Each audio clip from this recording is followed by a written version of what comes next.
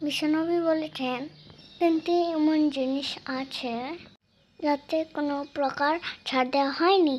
প্রথম, ওয়াদা রক্ষা করা, চাই অপর পক্ষ মুসলমান হোক বা কাফের।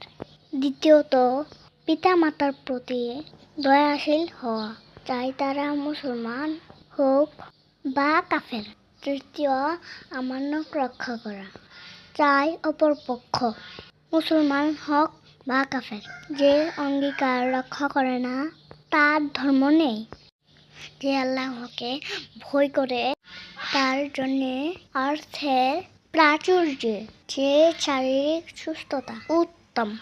সব আদম সন্তানই ভুল করে, তবে এদের মধ্যে উত্তম হলো তারা যারা ভুলের জন্য তওবা করে। ভালো লাগলে শেয়ার করে অন্যদেরকে জানার সুযোগ করে দিবেন।